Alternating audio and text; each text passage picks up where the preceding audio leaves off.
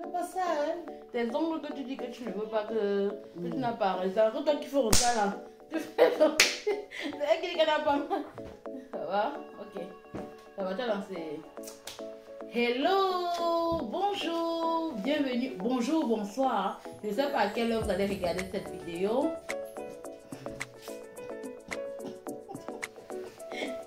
Je dis la même chose que toi. Tu ne dis pas, c'est toi encore. J'ai dit que tes mains, elle est encore venue mettre les mains comme ça là. Mais bon. Si tu veux, tu mets tes mains, c'est pas qu'on va. Il veut refaire.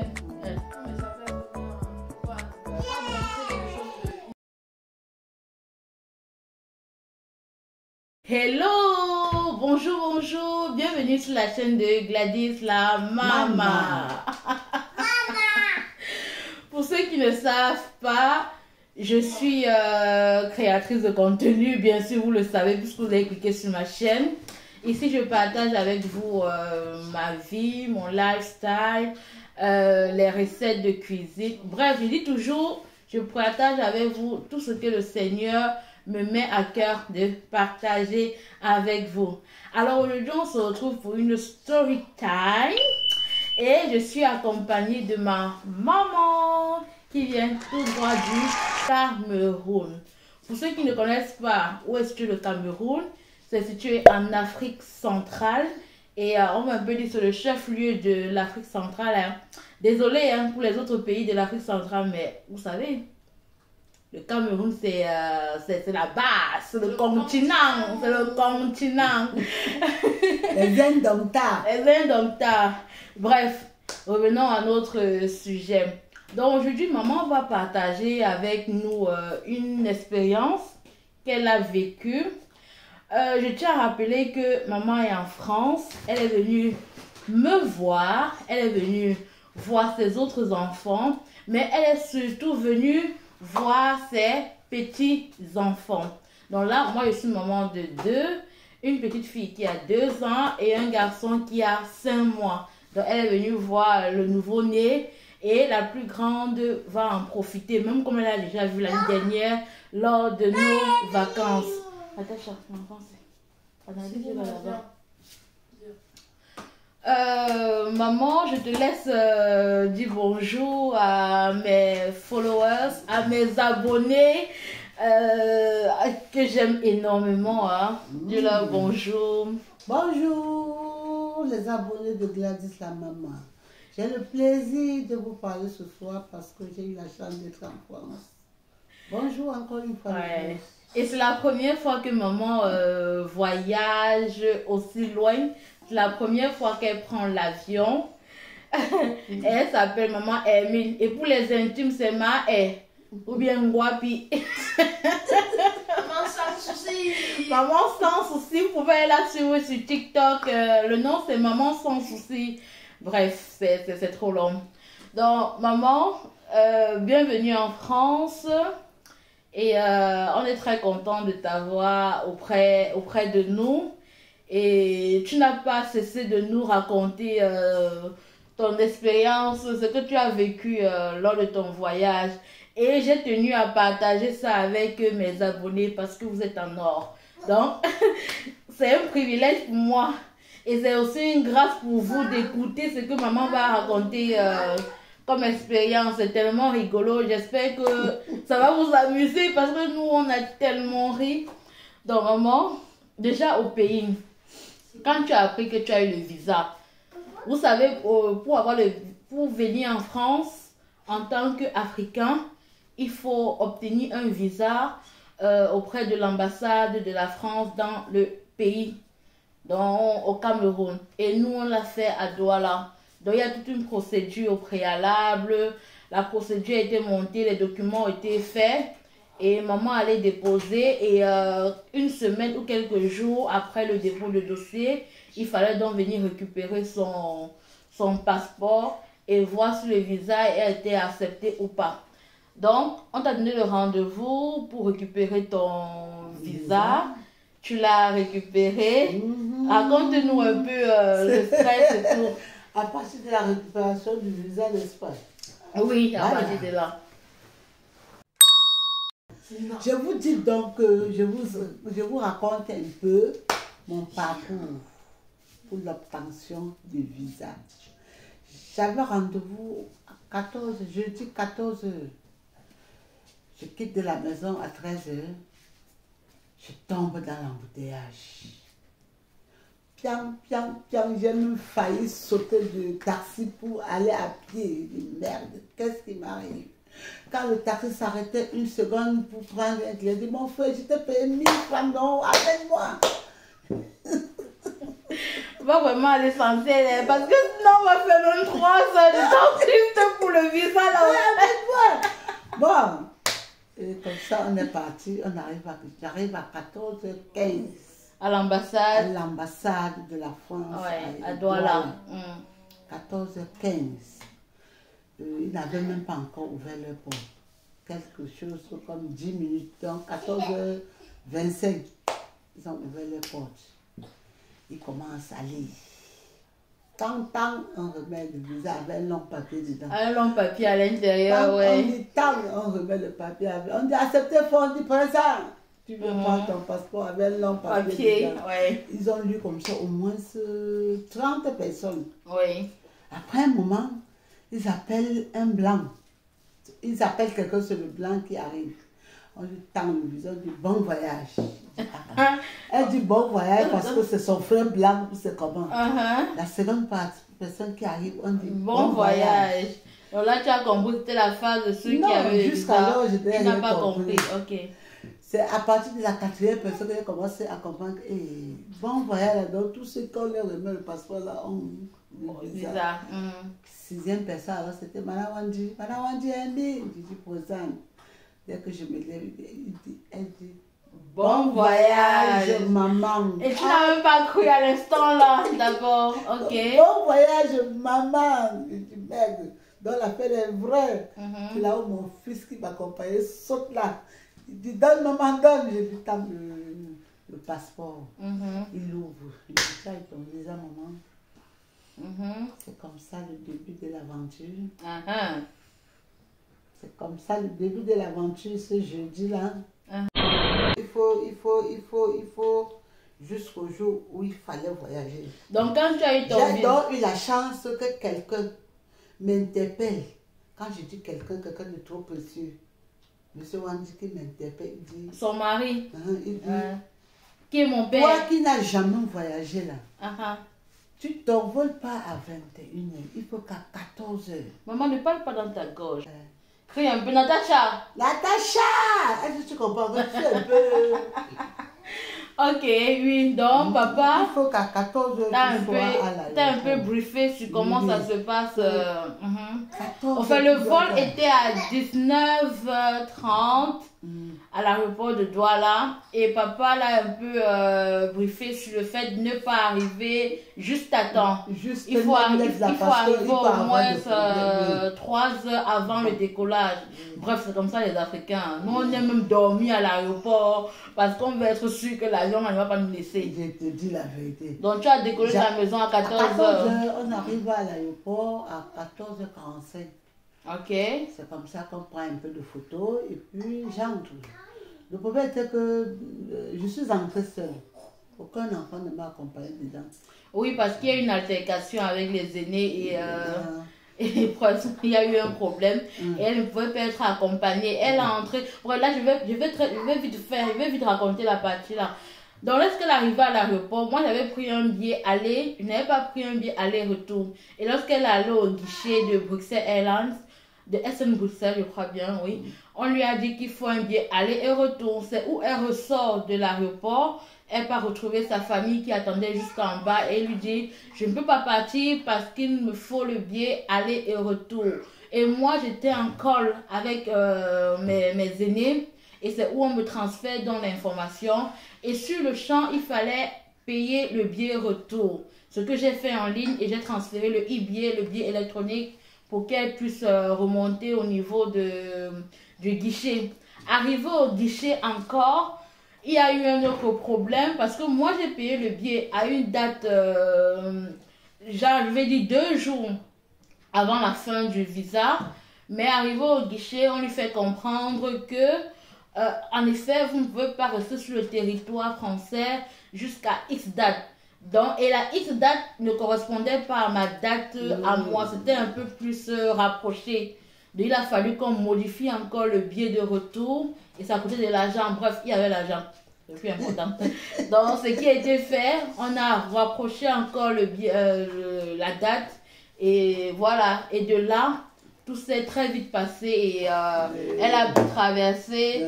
Donc là, on va dire, ça s'est vite passé quand même à Douala. Oui. Tu es arrivé, le vol. Enfin, déjà, quand tu es arrivé au niveau de la tour, déjà, embarquement, la salle d'embarquement, c'était quoi tes impressions? Ah, mes impressions étaient que.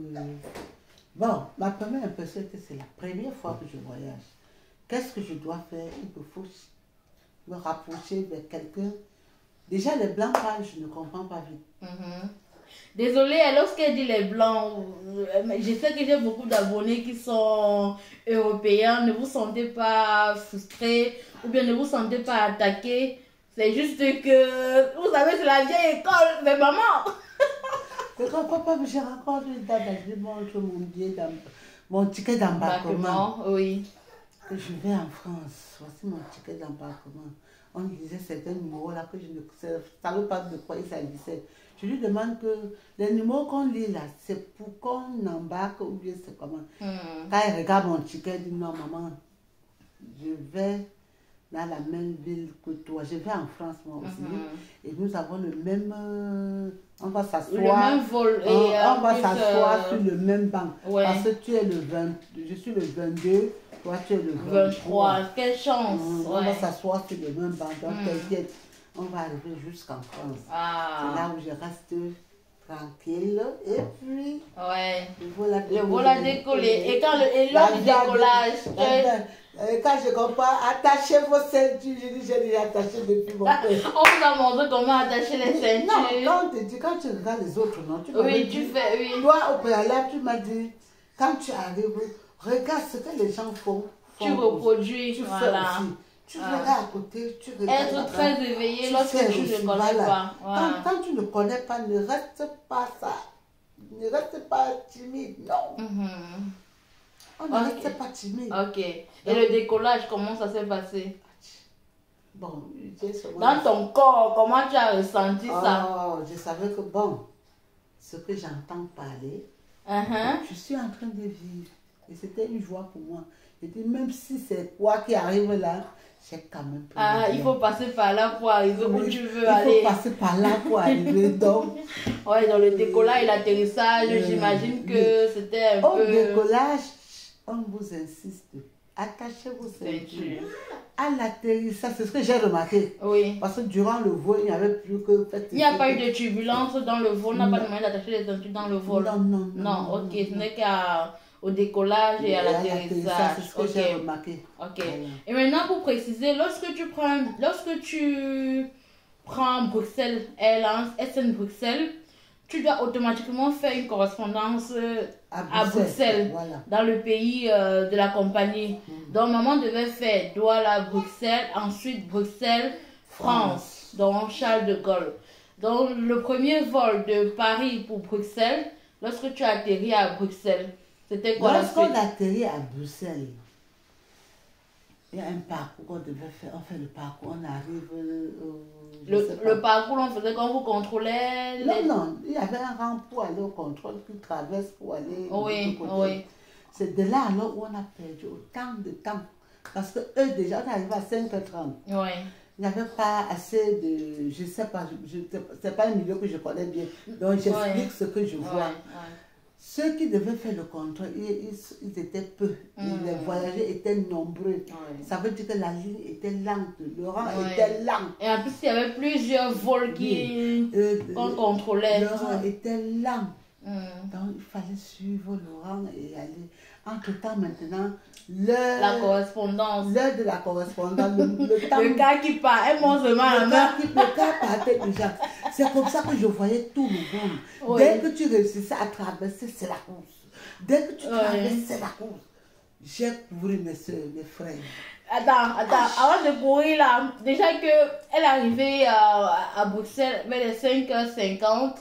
Et elle avait sa correspondance à 6h34 comme ça. Donc il n'y avait pas assez de temps entre les deux avions. Donc elle a perdu énormément de temps au niveau du contrôle à Bruxelles pour prendre l'embarquement pour la France. Et c'est où, après le contrôle, tu te rends compte, vous vous rendez compte parce que tous les gens de l'avion qui partaient à Paris et qui ont pris Bruxelles étaient pris par le temps. Donc, ils avaient dû courir. Il y avait ceux qui couraient beaucoup plus vite que d'autres. Toi, tu étais derrière, tu avais... Enfin, je te laisse raconter d'abord. Je n'étais même pas derrière, Donc, tout le monde courait à l'heure où on te libère. Quand on contrôlait ton truc, ton passeport, oui. C'est la course qui débarrait. Oui. J'ai compris que l'Europe, c'est un monde de la course. J'ai commencé au Cameroun pour finir en forêt. Courir. Tu vois les gens courir, personne ne regarde derrière. La femme qui tenait ma main me dit, maman, cours. Elle va rater pour moi. Non, elle est devant, elle pas. Je suis en cours. Dès que j'arrive à un niveau là, j'étais fatiguée. Voilà un blanc, je ne sais pas si du blanc, c'est voilà. Voilà un blanc qui vient et il m'arrête. Il dit, maman, c'est quoi? Je suis fatiguée. Vous faites courir les gens. Moi, je suis fatiguée. Il prend mon sac. Il dit, donne-moi le passeport, je lui donne le passeport. C'est lui qui s'avance maintenant plus vite. Maintenant, on contrôle. Il vient dire, maman, passe, va t'asseoir. Il est même allé jusqu'à me montrer le banc sur lequel tu vas t'installer, d'accord. Il a pris mon sac, il a mis là. Voilà, il a senti que j'étais vraiment fatiguée. Il était vraiment gentil. C'est ça qui me plaît avec la compagnie, c'est qu'ils sont vraiment serviables et à l'écoute des passagers. En fait, ce n'est pas un placement de produit. Mais moi, en voyageant, je prends toujours Bruxelles. Bref, il veut dire que je n'ai pas les moyens encore pour prendre Air France. Il était gentil. Il était gentil. Tu as embarqué dans... Voilà. On embarque dans... Tu étais fatigué quand même. Beaucoup on a que fait 30 minutes de Bruxelles, France. Oui. Donc, dès que je veux bien m'asseoir, on dit que c'est l'atterrissage. Oui, c'est pas loin, c'est à côté. On atterrit alors. Et la dame qui était avec toi là au départ, elle était où? On est parti jusqu'en France, mais au niveau de la France, au niveau de Bruxelles maintenant pour elle avait un autre siège. On n'avait plus le même siège. Elle avait un autre. Mais quand elle est sortie en France, elle a tout fait pour t'attendre. Elle t'a attendu à l'entrée de la porte pour que vous sortez ensemble. D'accord. Dès qu'elle sort là, elle se met. Maman, si tu passes par là, gros bisous. Tu connais son prénom ou pas? Non, on avait pris son numéro. Je sais pas. Ouais, mais pas grave. Ok. Donc elle sort là, elle m'attend. Dès que je sors, elle part. Bon. Allez, on dit que c'est au 6e ou c'est au 6e quoi où je connais, c'est elle qui est devant, je suis derrière. Elle est habituée au voyage. Elle était habituée, c'était une habitude. Elle est devant, je suis derrière, elle est devant, je suis derrière, jusqu'à arriver là où les sacs sortaient. Un autre problème qui commence à bas. Maman, elle a fait 2 sacs. Et deux valises. Et étant novice, elle a dit, je vais faire 2 valises identiques. Comme ça, je ne me tromperai pas. Lorsque je vais trouver une, automatiquement, l'autre va suivre. Raconte ce qui s'est passé. Maintenant, à la récupération des valises, moi, je ne vois qu'une seule valise. Je dis, on a embarqué le ticket, on a embarqué mes 2 valises. Comment est-ce que c'est une seule qui sort? La dame là me dit, elle m'avait déjà trop supporté. Ses valises sont sorties. Oui. Elle a attendu peut-être 10 à 15 minutes. Elle dit, bon, ta fille qui vient te chercher, je donne le numéro de ma fille, elle appelle. Et elle me dit, bon, vraiment... J'étais encore sur l'autoroute. Elle me dit, vraiment, je suis désolée, mais comme je l'ai déjà appelée, elle dit qu'elle arrive. Elle me dit, va dans tel bureau là, pour la réclamation. De réclamation. Je vais là-bas et ils me disent que dans 1 heure, un autre vol va atterrir.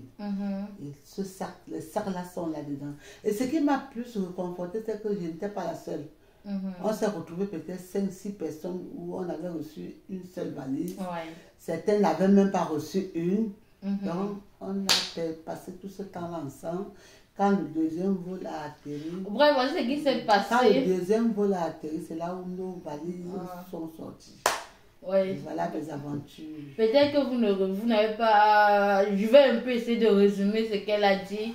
Donc, lorsqu'elle décolle à Douala, elle met ses deux valises de 23 kilos en soute. Les valises là, elle est censée récupérer ça à Bruxelles lors de son arrivée. Donc, Pas à Bruxelles, c'est eux qui ah non, elle est censée récupérer ses deux valises en France lors de son arrivée. Donc, ça veut dire que lors de la correspondance, lors de l'échange des avions à Bruxelles, il y a eu une erreur sûrement, ou bien le vol, ou bien l'avion que vous avez pris n'avait plus assez de place pour prendre toutes les valises. Donc, on a donc laissé ses bagages à Bruxelles. Et arrivé en France, on lui a fait comprendre que elle va probablement, fortement retrouver ses bagages dans le prochain vol.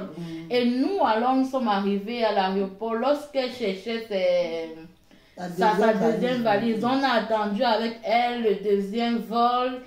Et par la grâce de Dieu, elle a retrouvé sa deuxième valise. En plus, c'était la plus grosse, où il y avait beaucoup plus de nourriture. Donc, je priais que pardon, il ne faut pas que la valise là se perde. Ou bien, c'est ça. Ou bien il ne faut pas qu'on dise comment on va envoyer ça par la poste parce que c'était des produits périssables. Et vous savez comment ça, ça aurait pu être bon. Ouais. Donc Dieu merci, elle a retrouvé. Arrivée en France, comment tu as trouvé l'Europe, la France? Est-ce que c'était comme à la télé? Tes premières impressions, c'était quoi? Bon, vous savez que c'est la tête qui porte le corps. Hein. Quand on dit villageois, c'est villageois par rapport à. Quand je suis arrivée en Europe, je vivais déjà à Douala. Donc il n'y a que... Tout est dans la tête. Tout c'est dans la tête. Tout c'est dans la tête. Elle vivait déjà son Europe au Cameroun. Parce que tout se prépare dans la tête. Ma tête est à préparer. Je venais juste découvrir et puis bon. Et quand tu es entré dans l'avion et que tu es allé aux toilettes, tu n'as pas eu du mal à appuyer sur la chasse? Vous voyez, sur le mur, c'est différent au pays où on appuie sur la cuvette. Bon. Au moment, parce que j'ai fait beaucoup pipi. La dame qui était à côté de moi, je lui ai dit, je veux faire pipi, je fais comment? Elle dit, va comme ça là. Pendant que je me lève, il y a un hôtesse que je lui pose encore la question. Je veux faire pipi. C'est lui-même qui va, il ouvre, tu entres, oui. Je fais pipi et je ressors. Oui, mais tu as appuyé, tu as trouvé facilement où est-ce qu'on appuie, il n'y a pas de souci. Bien sûr. Ouais, parce que certaines personnes ne trouvent pas facilement où est-ce que les choses sont placées, voilà. Je me rappelle, moi, lors de mon premier voyage, on est allé en groupe de camarades de classe. Il y a un de mes camarades, lorsque lui, il est allé aux toilettes, il est venu nous faire le compte rendu que n'oubliez pas, pour appuyer la chasse au mur, il y a un bouton là au mur, il faut appuyer. C'est pour ça que j'ai voulu savoir l'expérience de maman. Oui. Et moi, j'étais enfermée dans les toilettes. Oui, et ma petite soeur qui est juste là à côté, elle s'est enfermée dans les toilettes dans son premier voyage. Elle n'a pas su ouvrir la porte. Donc, chacun a son expérience. C'est vraiment marrant tout ça. Mais bon, on donne un peu des rodés. Hein? Donc... Oui, bon, aussi, je disais à la maman là qui était à côté de moi que bon, c'était une première fois, mais je crois que ce serait trop régulier maintenant parce que j'ai fini mon combat. Tes enfants sont benguis. Oui, je suis à la ligne droite. Oui. Maintenant, c'est tous les ans, qu'ils le veulent ou pas. Alors, moi aussi, d'ici 2-3 ans, je vais dire à quelqu'un, je tiens ta main. C'est comme si ça se passe. On ne fait pas si bon, si tu écoutes tant, c'est là qui se passe. Voilà. Ok. Ouais, donc on a récupéré maman, tout s'est bien passé, elle était sexy. Hein. J'espère que vous avez vu la vidéo où est-ce que je vous présente l'arrivée de maman en France. C'est vraiment fort en émotion. Allez regarder ça si ce n'est pas encore regardé. Il y aura d'autres story time qui arriveront. Il y aura d'autres vidéos avec maman. J'espère que vous avez apprécié ce petit échange qu'on a eu. Hein, même si vous allez regarder plus tard. Commentez, likez, partagez. Et n'oubliez pas de dire en commentaire comment s'est passé votre premier voyage en avion. Quelles étaient vos impressions en avion ou en train, hein, parce que dans le train aussi, les toilettes sont un peu pareilles. Bref, maman, ce fut un honneur de t'avoir sur la chaîne de la maman. On applaudit pour maman. Maman a bien raconté. Et on se retrouve pour de nouvelles vidéos. Bisous. Bye bye.